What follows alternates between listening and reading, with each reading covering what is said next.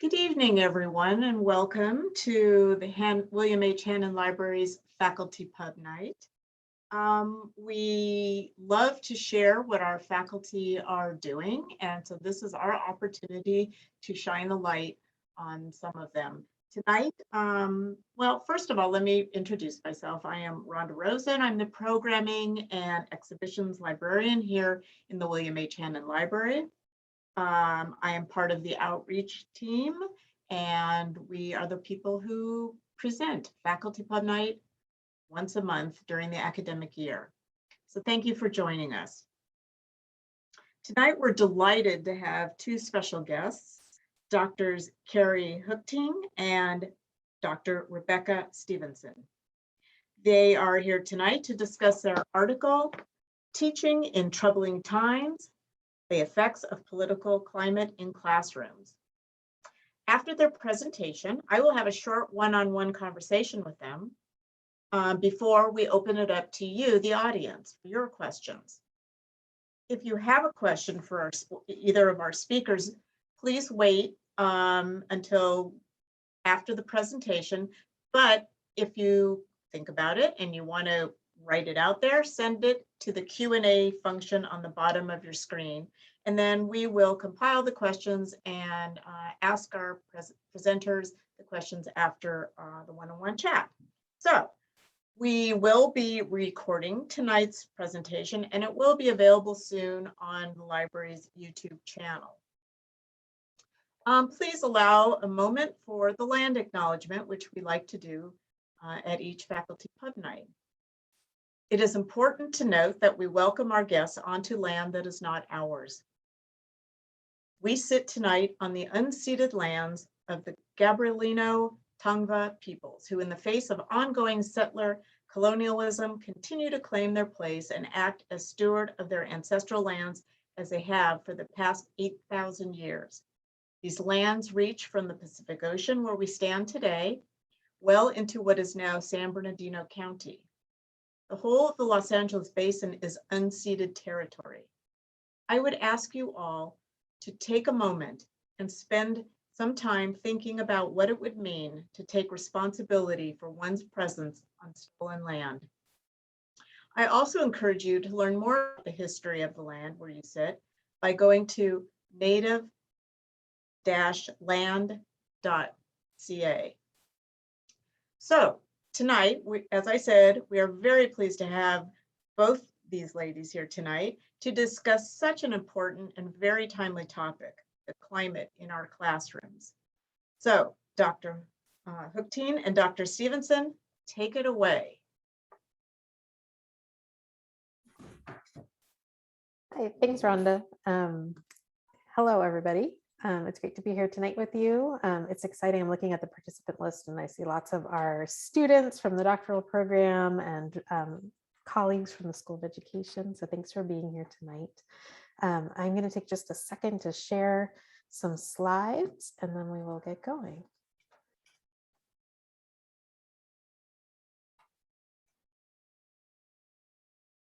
Okay. So we'll begin tonight where we'll be talking about a study that we've done over the last few years called Teaching in Troubling Times, the Effects of Political Climate in Classrooms. But before that, we'd like to introduce ourselves. So I have the pleasure of introducing Karie Huchting, who's one of my closest colleagues and friends in the School of Education. Karie is a professor in educational leadership. She currently serves as the director of the Center for Teaching Excellence, and she teaches quantitative methods in the doctoral program while I teach the qualitative methods. So we like to do everything together. And I have the privilege of introducing Dr. Becky Stephenson. Becky is a clinical associate professor in the Department of Educational Leadership, and she is the director of the EDD program in Educational Leadership for Social Justice. And we often joke, she's the right brain to my left brain. So this study that we'll present tonight is one of several projects that we have done together and continue to work on together. We're excited to use it as an example for our quant and qual classes who are here tonight, and also answer any questions that you might have when we get to the end of the presentation. So we'll jump right in. To situate our study, because this happened several years ago, we invite you to think back to the 2016 presidential election. It was highly contentious with divisive rhetoric, changes to policies, incidents of harassment, bullying, hate speech. It was not a good time, right? Of course, we also saw this again in 2020, perhaps even amplified. At the time we began this study, we entered into it because of the stories we were hearing from our School of Ed students. So we teach students who are teachers and principals and educators, and those folks were showing up into our classroom with stories about their students who are coming to school in fear. They were describing families who were afraid to be in public. They were describing students showing up to school with suitcases because they weren't convinced they'd be able to go home at the end of the day. It was a really challenging time to be a teacher as well as a student, right? This was encapsulated and articulated by our participant, Estella, who talked about, who described witnessing fear among the students and families she worked with as a kindergarten teacher. She talked about how she saw a lot of fear in people, but that she didn't feel like she had the opportunity yet to talk with people about how they were feeling. The school and she had not yet figured it out. She said people are feeling it, maybe seeing it, meaning fears, but are not necessarily feeling empowered to talk about it. And while we were hearing about this from our students, several organizations at this time also started to document the ways in which politics were intersecting with schools. Organizations such as Teaching Tolerance and ProPublica's Documenting Hate Project really showed how the political climate was also showing up in schools. One article reported 81 instances of Trump-inspired school bullying, sharing that teachers and administrators across the country were caught off guard last school year by the extent to which racial and religious intolerance suddenly shaped how kids talk, joke, and bully.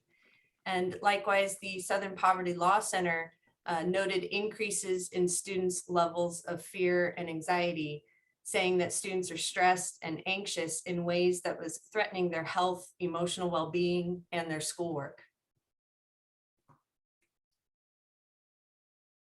The Southern Poverty Law Center conducted a survey of over 2,000 K-12 teachers during the 2016 presidential election. And their findings showed that over 2/3 of educators reported that young people in their schools, most often immigrants, children of immigrants, Muslims, African Americans, and other students of color, had expressed concern about what might happen to them or their families after the election.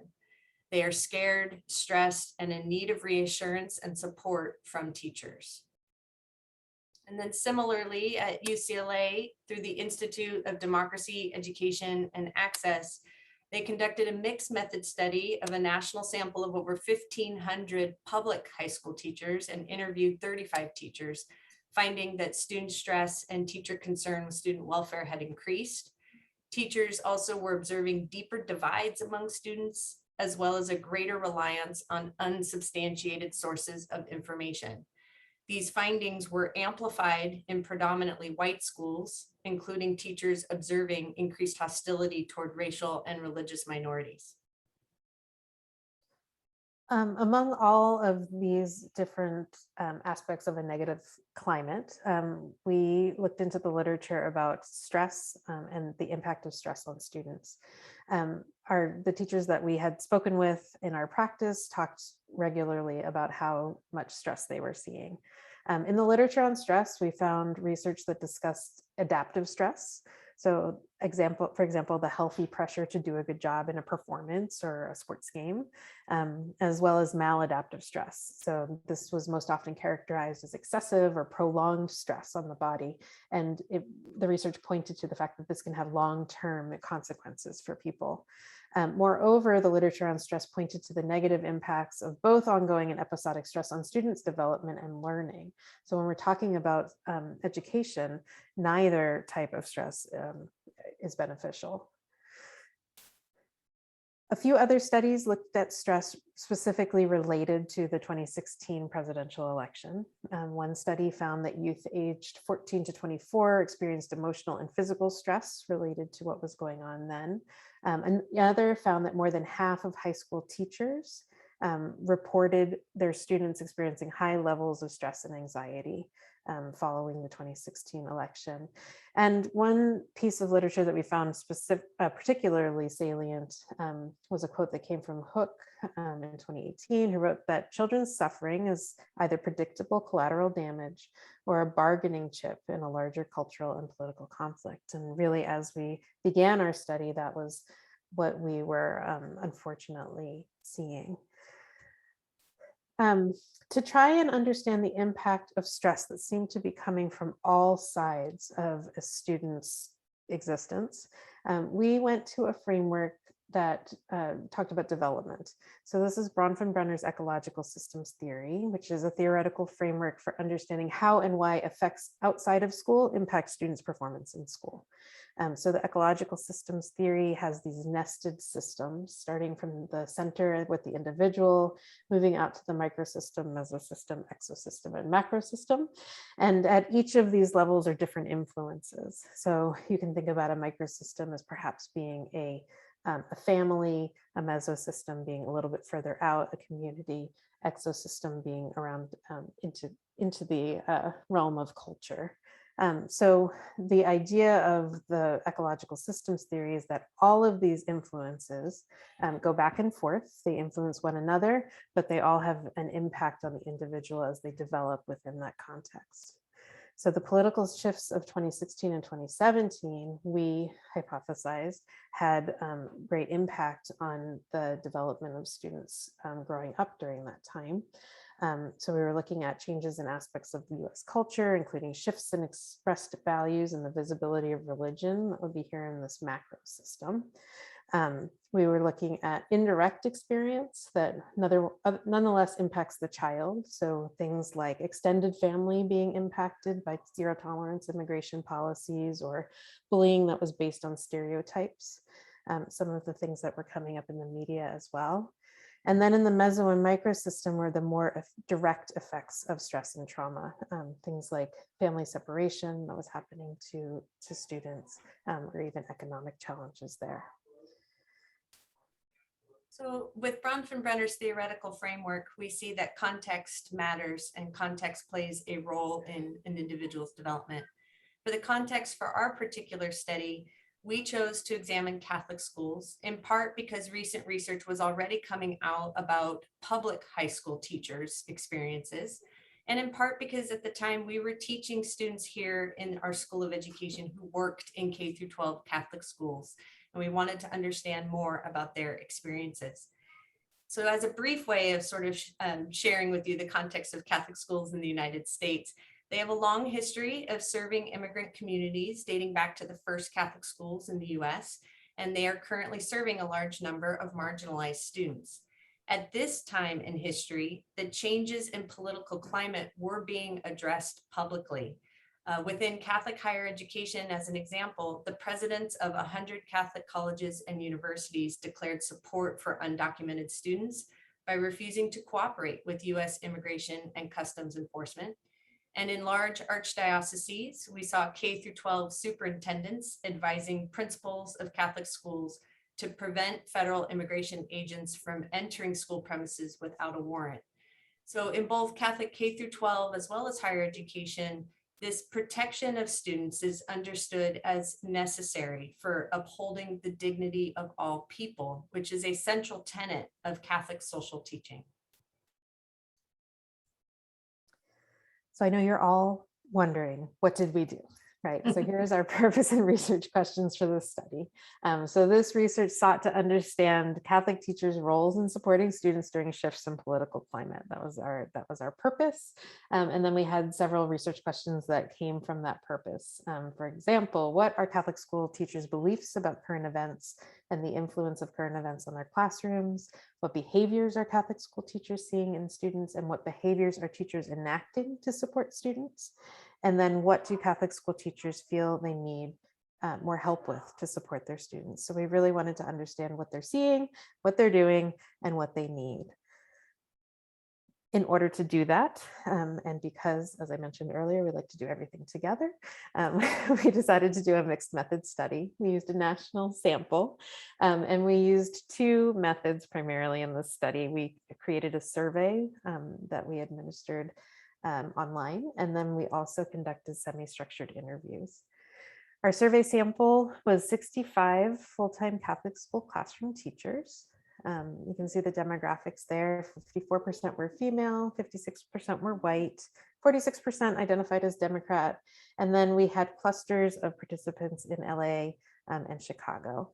You can see that most of them were high school, middle school and high school teachers. 72% were in urban areas, and they were pretty well experienced teachers. For our interviews, we followed up with a small sample of interviews, 5 full-time Catholic school classroom teachers. We interviewed 4 female teachers that represented a range of races and ethnicities. They were all in LA. 4 of them were in secondary schools. One was the kindergarten teacher, Estella, that we heard from earlier, and they were also experienced teachers with an average of 13.4 years of experience. In terms of the survey, our survey items were anchored by a prompt that reminded teachers to really consider their beliefs and behaviors since 2017 to coincide with the inauguration of President Trump. So here you see some of the examples of items that we asked to measure teacher beliefs. For example, teachers were asked on a 4-point scale to select whether their changes in national political climate were viewed as extremely negative to extremely positive.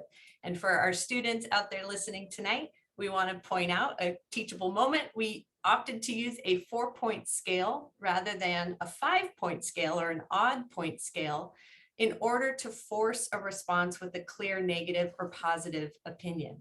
Additionally, we asked items that aligned to the framework, Bronfenbrenner's ecological systems theory, asking teachers to indicate the extent to which issues were affecting their direct students all the way out to the broader community.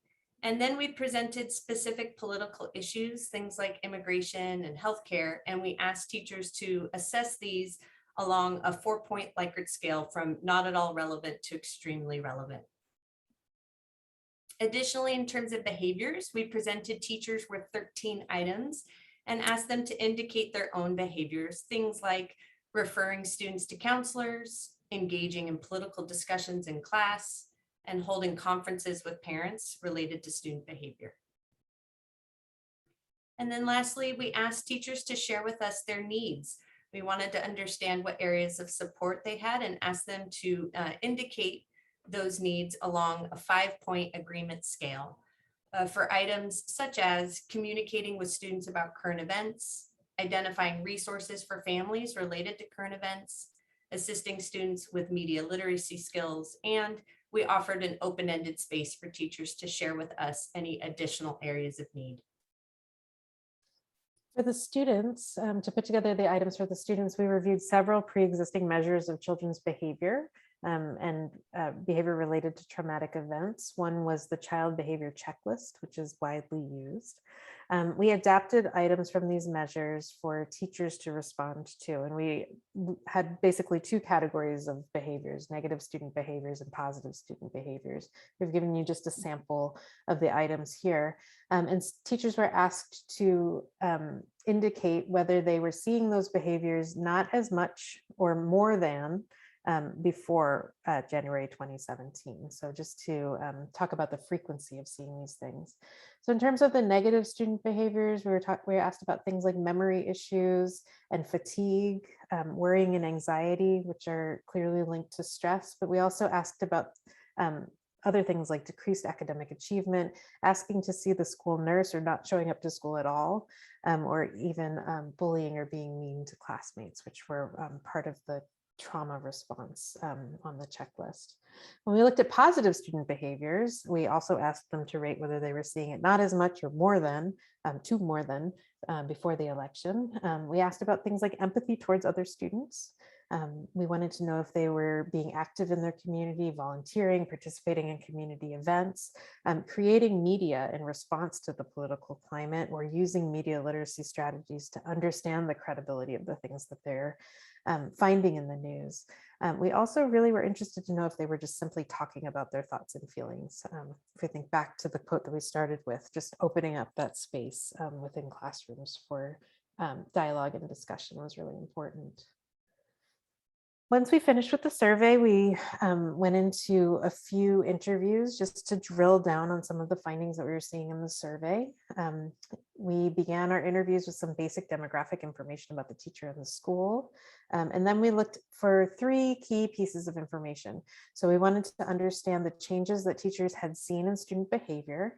We were interested in how students and the teachers were using news media as part of kind of understanding and dealing with this climate. And then we were interested in any changes that the teachers could identify in their teaching approach.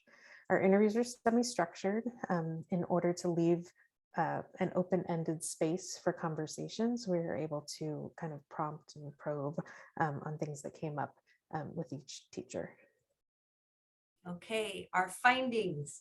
So starting with teacher beliefs, you see here the majority, 91% of teachers viewed the political climate at this time as negative, and 73% of teachers believed the political climate was affecting students directly in their classroom. When we talked to people in the interviews, we saw the same thing, right? We saw Amelia, who was a 9th grade English teacher, talking about feeling torn, wanting to take a neutral stance and not push their beliefs on their students, but feeling like they really wanted to leave space for the students to talk rather than pushing an agenda, but definitely feeling kind of uneasy about doing that. Marshall, who is a high school math and science teacher, noted that students' interest in the political climate kind of waxed and waned. He noted that they would get interested in the beginning. They were interested, but then after that, he said, these are kids.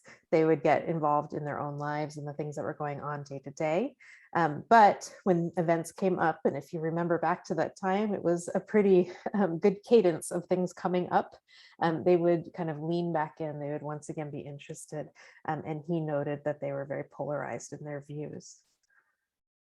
According to teachers, they also indicated that the top 2 primary issues affecting their school community were race relations and immigration. And so the percentages you see there are the percentages of teachers who selected a lot or a great deal to these 2 items. This finding is of particular importance as Sateri and Sateri tell us in 2016, Catholic schools have seen a great deal of diversity in their student enrollment demographics, where Catholic schools are increasingly serving more students of color, particularly African American and Latino students. Again, very similarly, teachers talked about the impacts on students. So this is a quote from Marisol, who taught at a school where 90% of her students were students of color. And she noted the way that race relations were prominent in the conversations she was having with her students.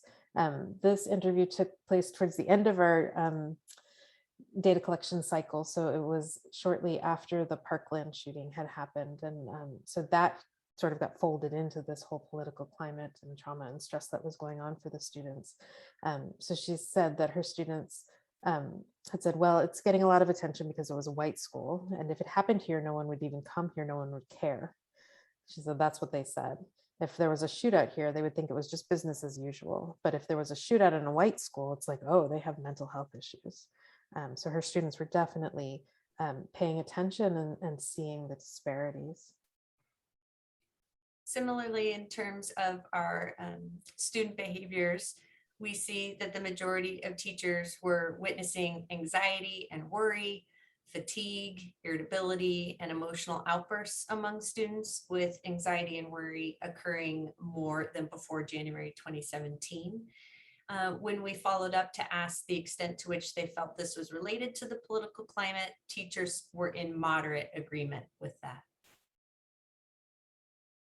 Again, if we look at Marisol, she shared that her students felt like the world was going backwards in the current political climate.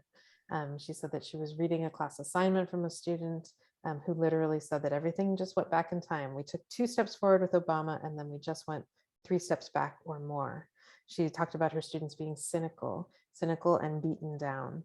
So all of these link back to that stress, trauma, fatigue, worry, anxiety, and leading into kind of a depression. Then in terms of teachers assessing student behaviors, on a slightly more positive note, they were observing student behaviors related to politics, with teachers indicating more positive behaviors such as empathy and participation in community events and volunteering in the community. And overall, teachers indicated that these sort of positive student behaviors were linked to political climate. The average on that was a 4.6 on a 5-point scale. So when we started talking to teachers about their behaviors, we expected that teachers would be seizing the teachable moments while all of this was going on, and we were excited to see that they were. So we asked teachers about the frequency of engaging in political discussions with their students, and we saw that 69.8% were reported doing it more than before January 2017. What was also exciting was that it seemed that most were already doing this to some extent. When we talked to Amelia, again, who was a 9th grade English teacher, she talked about how the kids were taking more interest in social justice. She said in the past, they were more indifferent to the lessons about historical events related to civil rights or other justice-focused movements. And they would say things like, yeah, we've come so far. That was 50 years ago. But in this moment, they were realizing that there were some correlations to injustice from the past and injustice right now. She was excited to see that they recognize it. Another way that teachers were using the moment to teach was in the area of media literacy. So 47% of them responded that they were teaching more media literacy skills. So that is the skills to access, analyze, evaluate, create, and act with all forms of communication and media. And this was before remote learning, so this was pretty impressive. So Melanie, who was a high school literature and composition teacher, talked about the difficulty of trying to help students understand this concept of fake news, right? So she says, unless you tell them otherwise, I feel like all news is fake news to my students, and that really scares me.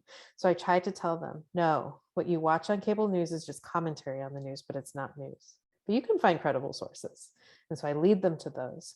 But that's one thing I have noticed even among AP kids is that they have a hard time telling what's real and what's not. And so I talk about it almost each week.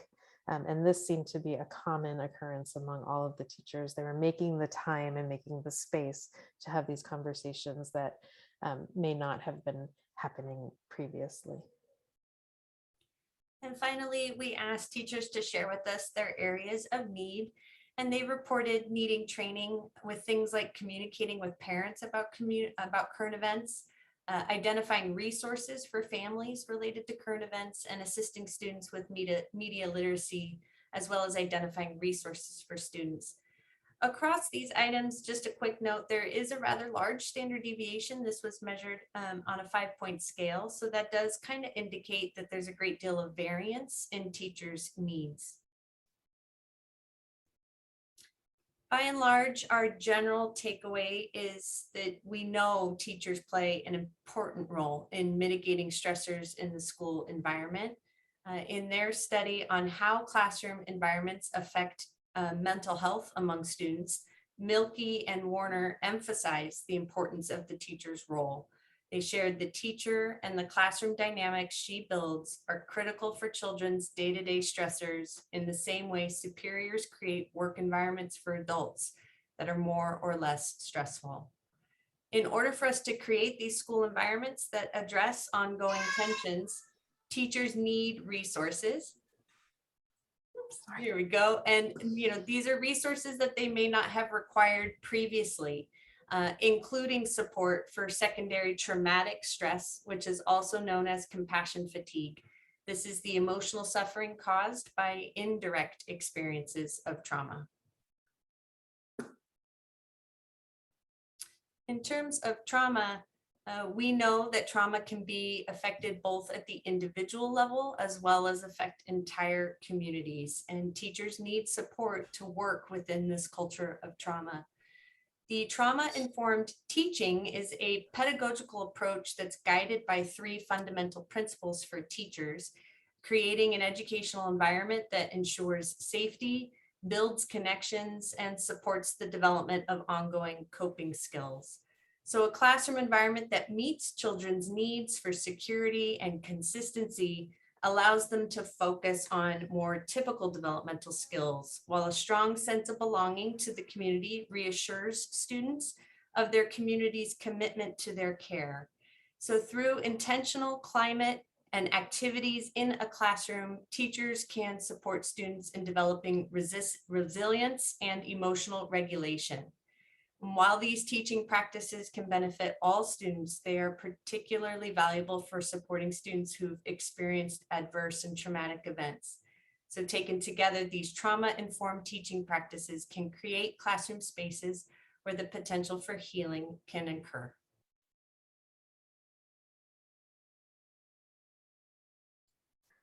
Further takeaways that are specific to Catholic schools. Let's go slides here.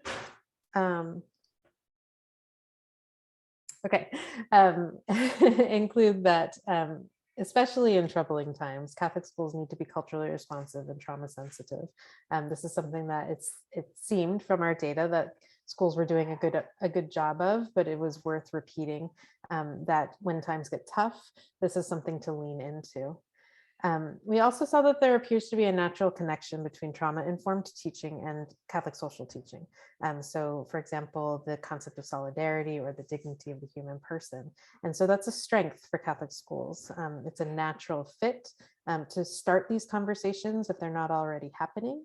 A place to get buy-in amongst faculty and administrators, boards, pastors, and to get the community on board with what needs to be happening in the classrooms at these times. And then finally, just to bring us to today, we noted at the beginning that we conducted this research in a totally different time, but unfortunately it seemed to be just the tip of the iceberg for a traumatic 5 years. So since then, we've seen ongoing political strife, racial injustice, the COVID-19 pandemic, and this has just continued to perpetuate trauma for teachers, students, and communities. So although the specific trigger has changed, those experiences of trauma have definitely continued. We see this right now with the teachers that we're teaching this semester. Teachers are continuing to be taxed for providing the students the support that they need as they transition back to in-person schooling in the pandemic, particularly where the discourse at the beginning of the school year was really about making up for lost time, making up for lost learning, rather than just simply getting back to school. It's been a difficult few months of the school year. And finally, we wanted to recommend, Karie just talked about trauma-informed teaching, but we thought that also, in addition to that, healing-informed teaching could be a way forward. So healing, where trauma-informed teaching considers how trauma impacts teaching or learning, healing-informed focuses on problem solving and establishing mutual systems of support. So this is really a way forward. Schools should consider training faculty in both trauma-informed and healing-informed practices in order to really be able to give their students and communities and families what they need in this moment. So that's the end of the presentation. We'll point you to the paper, which is published in International Studies in Catholic Education. If you're interested in reading more, you can get it through the LMU library. And we'd be thrilled for you to pick it up, take a read, and let us know what you think. So thanks for listening, and we look forward to questions. Wow. You know, I was listening to you and that teacher who said that her students didn't know what's real and what's not, or had a hard time. I feel like they are not the only ones. I hope she told them that, made them feel a little bit better, because it has been a very difficult time. Absolutely. I think I feel the same way many days. Yes. So thank you for bringing that all to our attention and just kind of really concisely putting it out there for us. I would like to have a little chat with you guys now. So just sit back and relax a little because now is the easier part, hopefully. So the first question that we have tonight is, have you thought about replicating your study again in the future and perhaps in less polarizing political moments? Who wants to answer that one? You want to jump in, Karie? Sure. I would say, yes, we have thought about replicating our study. And I think would, definitely look to do that. I think it's interesting though, that the question asks about less polarizing political moments, because certainly as Becky shared there toward the end, these last 5 years have been very difficult. I mean, we're talking about not even the most recent election, which we saw the insurrection on January 6th. So in terms of finding a less polarizing political moment, we might be waiting for a while, but nonetheless, still worthy of replicating the study to maybe examine the ongoing trauma that we have seen teachers and everybody deal with for the past several years now.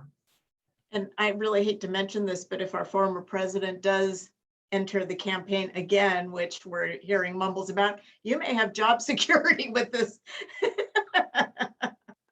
So I think it's definitely really great research that needs to be constantly looked at. I'm sorry to say. So your study seems applicable to school administrators and government officials. Have you noticed anyone or spoken with anyone citing your work or using it in decision making, or are you going to actively put it in front of them? That's a really good question. And some of this is a challenge of academic publishing, which we talk about with our students as well. We started this study shortly after the election in 2016 to conceive of it and to do the design and to do the IRB. And then until we got through all of the steps of the study, it was 2018. And then we presented at AERA and got feedback and changed things. And so we submitted the study, I think in 2019, and it because of the publication cycle of the journal, it took 18 months to come out, right? 2 years. So it's a challenge for these things. So by the time it actually hits the paper, right, hits the journal, not that it's outdated, but it's not as new. So I think we haven't heard about direct uptake, but what we have done is be sure to talk about it at various conferences where educators and other researchers are. And to be honest, we've really shifted our sights around publication to focusing on things like open access to make sure that we can get things out quicker, wider. So we're working on a textbook right now, publishing through Pressbooks that hopefully will be available as soon as we're ready, rather than having to go through the publication cycle in the same way. And we encourage all of our students to do the same. But you might send a copy to some of the legislature. Right, we could definitely do that. Please. It's important. So there was a long time between your initial data collection and the publication of your study, as you just noted. And we know, most of us know, that this is normal for academia, but for the students in the audience, you have talked a little bit about this. I just want to know if there's anything more you want to warn them or clarify or add to for this at all. Sure.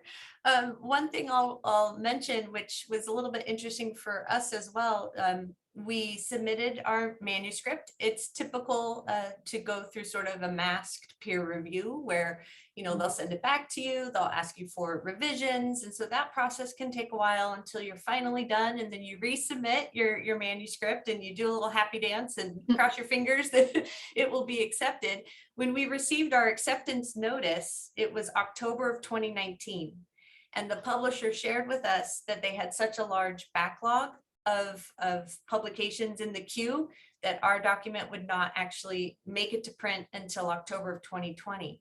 So just to kind of the behind the scenes, as Becky was sharing with academic publishing, in addition to how long data collection takes, Yeah. we had to, we were hearing what was going on from our students. We immediately started to read the literature to find out what was happening more and what was being documented, and then crafted our research questions, and then went to IRB, had to find our measures, create our measures, do the data collection.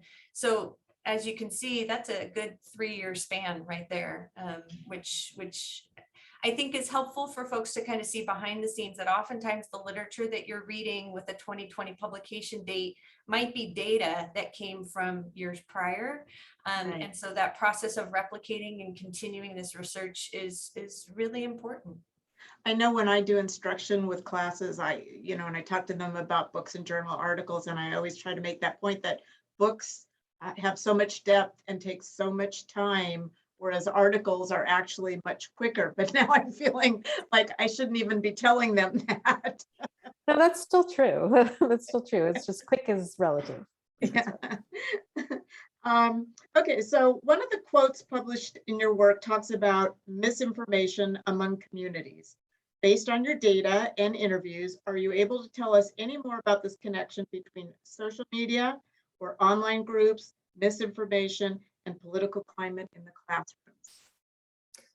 I think that's a really interesting question. So at the time that we were doing this study, misinformation was not the phenomenon it is now, right? It certainly was happening. I think it was just a little bit potentially more undercover at that point. But we did see teachers talking, we saw the quote, blanking, I think it was Amelia who talked about everything is fake news if they disagree with it, right? And so really trying to help students understand what really fake is versus I disagree with this. I think that the stakes have really risen on that.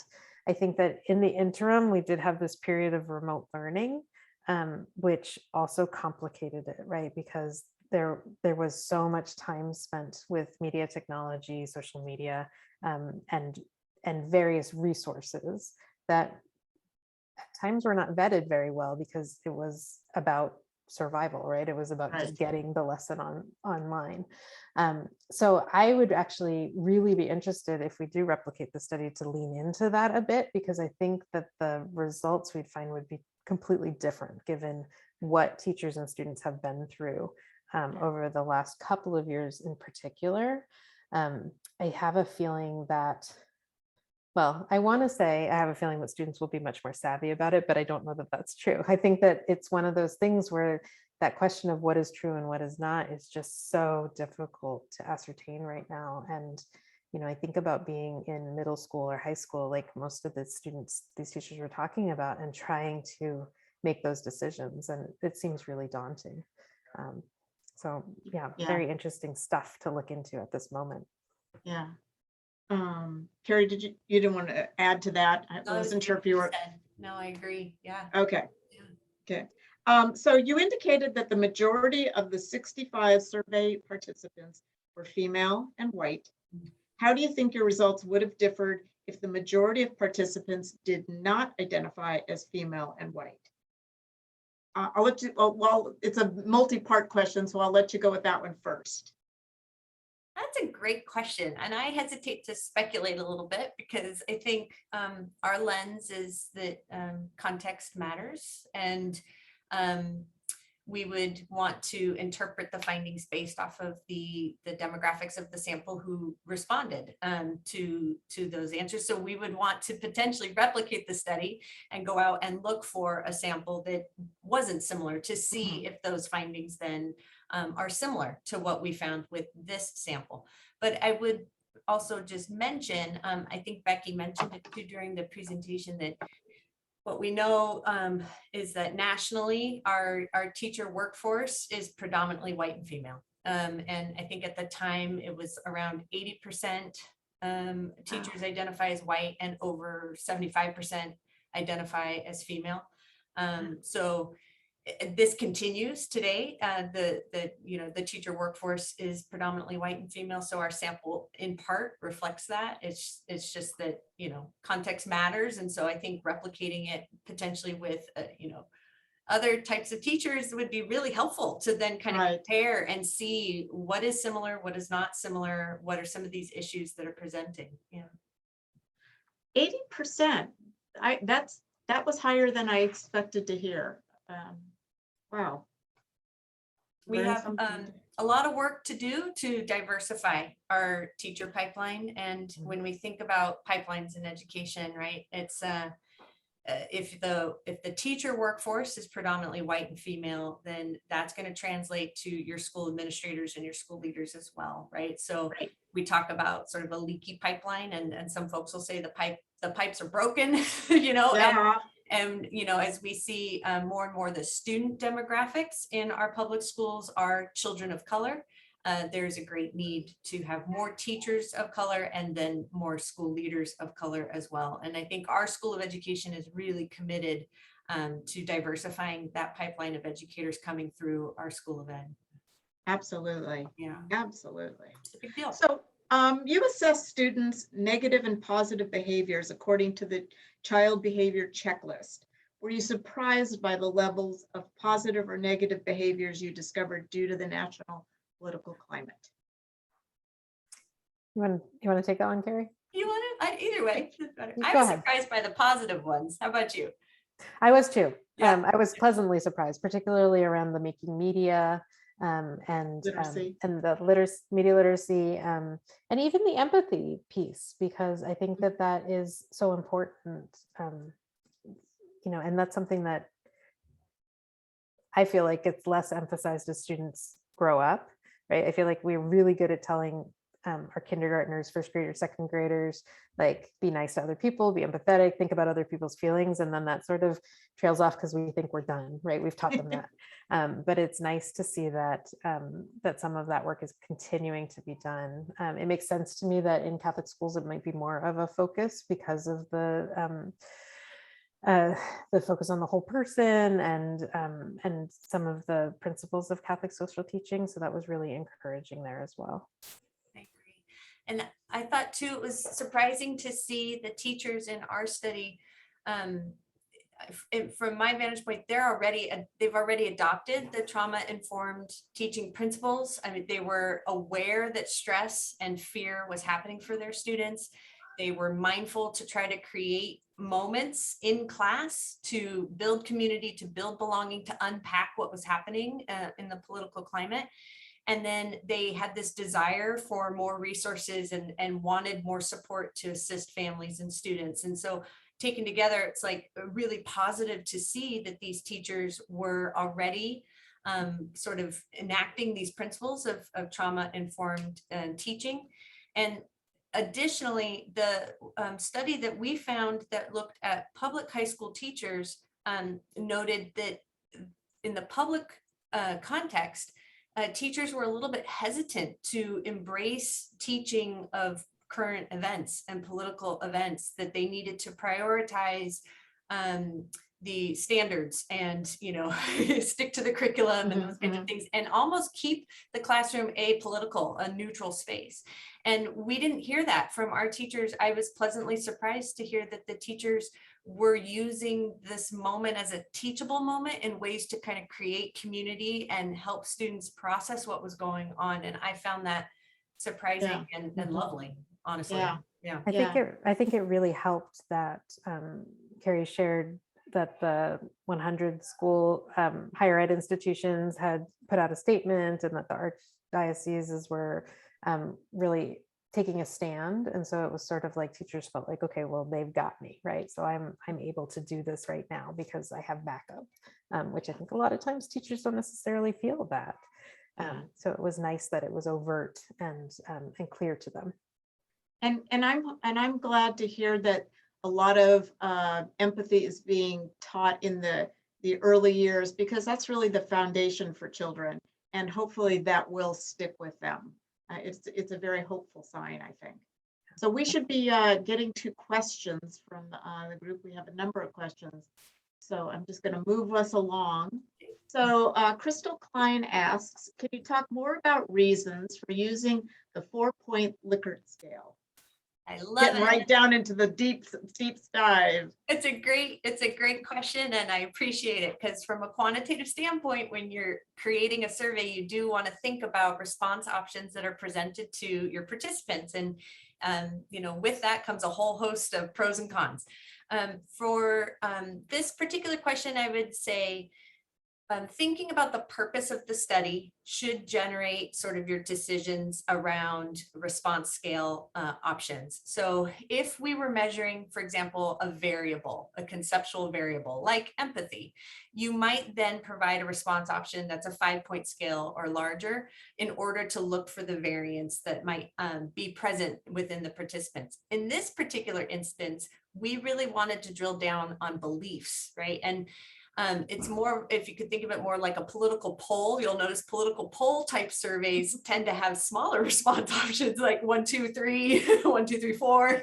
Right. And so the strategery behind survey creation is really to think about the type of data that will generate. And so for us, because we were interested in beliefs, we opted to go with an even point scale, 4-point scale, which automatically means there's no natural midpoint, which then meant that the data that we received would have a positive or negative valence already. So we would be able to kind of indicate the extent to which they felt the climate was either positive or negative. We might have done things differently if we were measuring something else, if we were measuring like a variable. I get that. I understand that. Yeah. Excellent. So can you talk about your process for coding the interviews? Ella wants to know. How did you determine the codes, like themes and patterns? Can't do those words, sorry. A priori and in vivo. Hi, Ella. Yeah, thank you. Sure. So we had a small group of interviews. We only did 5 because we were really just following up on the things that we saw in the survey, right? So the coding process is a little bit different when you have a really small data set versus a slightly larger one, right? Because honestly, it's easier to keep more of it in your head. So for coding, the other thing that was unique about this study was it was a sequential mixed method study, right? So we did the survey first, and then we followed up with the interviews. So we took our survey data, we did our initial analysis, and we were able to see what popped out, right? What came out as important behaviors, as important needs. And so I really used those concepts from the study to guide the coding, and basically used those as a priori codes, and went in and looked for evidence to back it up in the interviews. There were definitely a lot of like hot quotes that that I like to grab out of there. Those would be kind of our in vivo codes, right? So places where a teacher said something that really made me go, oh wow, like that really encapsulates it. And gave me pause to think about it. A lot of those quotes have ended up in the presentation. So with a small data set, the coding process is a little bit more informal, but still, we try to bring some rigor and structure to it to make sure that it is credible and trustworthy. Excellent. Okay. So Rebecca Navalis Edwards has a great question. What would the process be to include student feedback in a research study like this? That's Good a great question. It'd be great to hear from students too, wouldn't it? Yeah. So I'm guessing this is probably a question around like the how, right? Like how procedurally could we do this? So if it helps, our students are learning about going through the IRB process prior to conducting research. Similarly, we went through an IRB process to receive permission to conduct the study. When you're dealing with minors, there is an additional level of scrutiny, if you will, protection, really, to make sure that minors are protected in the process. And so an additional layer to this, we would have, if we wanted to include students in our project, we would have needed to receive parental or guardian consent first.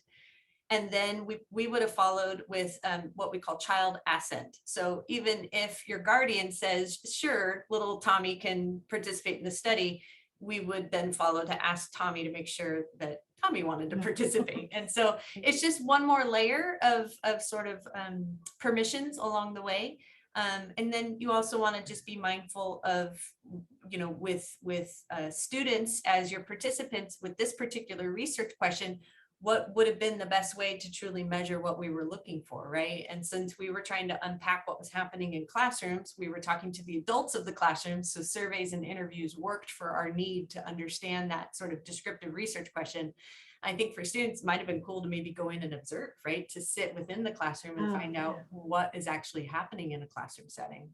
Do you think at one point we talked about giving the list of behaviors to students directly and having them rate like more, but less than before, more than before, and then decided to keep this doable? So if you had done that and it was anonymous, would you still need to go through the IRB consent and everything? Okay. Yes, they're still human subjects. Yeah.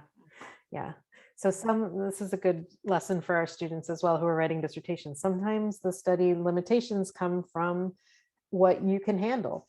And so we wanted to get this study done and done within a particular time frame with the resources available. And so choices have to be made. But maybe next time we can include some students. There you go. So Jason Bostick wants to know, in your research, did you see evidence that the teachers themselves had been impacted by direct or indirect trauma post 2017? I think it came up a little bit in the interviews. We didn't ask about it directly in the survey, but there were times where teachers talked about, feeling overwhelmed, feeling, kind of lost. Some of the same indicators of trauma that we were seeing with the students, they would discuss. But we did make the choice not to measure that. And I can't remember exactly why we made that choice, but we did make the choice that we weren't going to try and measure that this time. But definitely, it's back to that, back to our framework with the ecological systems. We all live within those, right? And ours overlap as well. So you are part of my mesosystem, right? And so a teacher living through trauma is unlikely to be untouched while her students are being affected. So definitely a good topic for another study. And we have a lot of questions. Julia Lemon asks, do you think it would be helpful to require a class about current events, i.e. informing, understanding, engaging critical thinking skills, etc., as part of the school's curriculum? I was actually thinking the same thing. Or do you think it would be more beneficial to have a more emotional version of that class that allows students to understand their feelings surrounding current events, trauma-related, or both?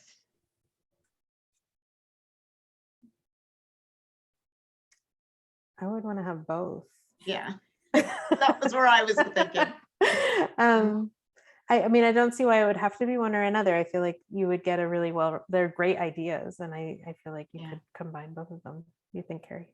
Yeah, I agree. And I was also thinking it would be, I think, beneficial, if we could embed those across all classes, right? So, current events and math, they go together. I think our view of education is that the socio-political context is there at all times, right? No matter what you're teaching. And the socio-emotional component for the individual is there at all times. Like they're showing up as whole beings, and so being able to both address current events and things that are occurring regardless of what you're teaching, and also meet the needs of the student and what they're presenting with, I think would be great to do across the spectrum of the curriculum. Yeah, I definitely think there's room for both. Yeah. I noticed, Jasmine Churchill says, I noticed you included political affiliations in the demographics part of your survey.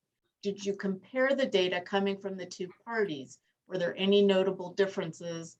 And what about Chicago versus the LA responses? Great question. I love it. Nice question, Jasmine. No, we didn't run any comparisons. I'm just double checking the table in our publication. I believe that had to do with sample size. So I'm not sure we had strong enough numbers of folks in the two different categories to do sort of fair comparisons. That's my best guess at this point in time. But the direct question is no, we did not do, the direct answer is no, we didn't do any comparisons by political affiliation. We did run to see if there was any differences between folks living in LA and folks living in Chicago, just to eyeball it to make sure that we could combine the sample in proceeding. But because it was a descriptive research question, we just took it as there was no major differences happening by context and stuff. So let's just look at it holistically to see what's going on. Yeah, yeah. Okay, so a quick question from Shannon is that teacher workforce is 80% female, white, or Catholic teacher workforce? That's Let's the national clarify. public, public workforce. Yeah, that's what I So thought. that's this interest here is the extent to which we can generalize this to the Catholic teacher setting or not. Okay, so final question tonight. Can you speak about your own positionality and how you think it may have impacted your research? This is from Lori Farmer. Good question. That's an awesome question, Lori. You want to go first, Karie? You want to go or want me to go? I'll let you go first, friend. Is that all right? All right. Okay. So at the time, I would say my positionality was someone who was, as I mentioned earlier, we were teaching teachers and administrators who were showing up to our classes in crisis. And definitely I was feeling at that moment the privilege of being sort of insulated from the crisis that my students were seeing firsthand in their students and feeling themselves, because we certainly had students in our programs that were directly impacted as well. And so I think the reason for wanting to do this study was feeling like, how can I help? Okay, I can do research, right? And that's my superpower at the moment, right? So let me do something to try and help and try and figure this out. I'm a parent of young children in schools, and so was definitely seeing that in the schools that we're involved in, was seeing it, all through my mesosystem there. I think the Catholic piece also came from the fact that I was at that time working really closely with a lot of folks in Catholic schools. I was the managing editor for the Journal of Catholic Education and very involved in that kind of research community. So had been reading and learning and thinking a lot about Catholic schools and realizing that the context is quite different from what's going on in public schools. So giving that community and that context some attention seemed like the right thing to do. I don't think that's my full positionality, but that's what I can get off the cuff. How about that? I remember those conversations that we would have, Becky and I, after hearing from a student, something might come up in class, and it was this instantaneous, like, what do we do? How, and we really need to take a minute and try to capture what's happening in the hopes that it could lead to change. So I just would echo everything you shared. I was having flashbacks to the conversations you and I would have after an interaction with a student, and just really wanting to be able to document what was going on and push for some needed change. And that is a superpower, you're right. Yeah, super So, might be. Yeah, so I lied because there is one more really good question that I want to throw out, and that's from Dr. Marta Baltodano. And her question is, in what ways can the findings of your research about trauma-informed pedagogy inform teaching and learning at the School of Ed? And how can faculty integrate this approach along with the several DEI initiatives? We'll end on this question, I promise. That's a great question, Marta. How are you? Yeah, the first thing that popped into my mind when hearing the question, this notion of compassion fatigue, right? The notion of secondary traumatic experiences, at least from where I'm sitting currently in the director for the Center for Teaching Excellence and interacting with faculty across the university. It's a real thing. Faculty are feeling it in higher education as well. And you're right. I think these trauma-informed teaching principles can extend to higher education. What are the ways in which that we are creating safe spaces within our classrooms, a feeling of belonging and a feeling of support And so I think it's definitely informative for the work that we, I think, need to be doing, but also that I'm hearing and seeing is happening at LMU, which is also lovely. Being mindful, though, to take care of ourselves in the process, right? Because that compassion fatigue, secondary traumatic stress is a real thing. So that came to mind for me straight away. How about you, Becky? I was sort of thinking about in relation to the DEI initiatives, and one of the things that came out of the interviews, particularly in the study, is that every context, like every school, every teacher, every classroom, every kid had specific reactions to trauma, right? We may be experiencing similar things, but we're not all going to experience them the same way, right?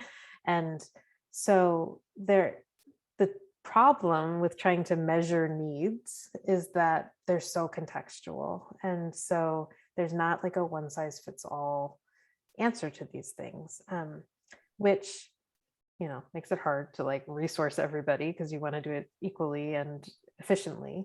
But I think that this is really a time to think about equity and think about giving people what it is that they need. And also, as an educator, not assuming that your experience is anybody else's experience, right? And really just opening up spaces. I know that all through the pandemic, you know, Karie and I have been really intentional about opening up those spaces in our classes. I know that lots of faculty are doing that, right? We start every class with just a chance to like throw out what's going on, right? And it could be a celebration, it could be a complaint, it could be a challenge, it could be whatever. And that's a tiny, tiny example, but it really is acknowledging that this is hard and this is traumatic, and that everybody has a different need. So it's not just about me telling you what you need, it's about listening. And I think we Giving heard them that from our voice. interviews too, giving people voice, but Yeah. also just like listening. Like you can give people voice without listening, and that's not helpful. So I think that's what we're trying to do. Okay, well, it's time to wrap it up. I want to thank you both. This has been a fascinating discussion, really excellent research and very thought-provoking. And I hope we don't have to revisit you again in another 4 years. Hoping. So I want to thank you both again. And once again, the title of the article is Teaching in Troubling Times, the Effects of Political Climate in Classrooms. And again, John did put the link to the article, and we do have it through our OneSearch database in the library. So I hope you guys can all read it for yourself. We, as always, want to thank Dean Christine Brancolini for her continued support of library programming. And we hope that you will join us next month on December 7th. Again, at this time, 5:30, when Vanessa Diaz, the assistant professor in the Department of Chicano and Latina Studies at LMU, will be discussing her recent book, Manufacturing Celebrity, Latino Paparazzi and Women Reporters in Hollywood. A bit different feel, but equally entertaining and educational. So thank you all, and have a very good evening. And thanks again, ladies. Thank you Thank so much. you. That was a lot of fun. Thanks. Bye-bye, everybody. Thanks. Bye-bye. Bye.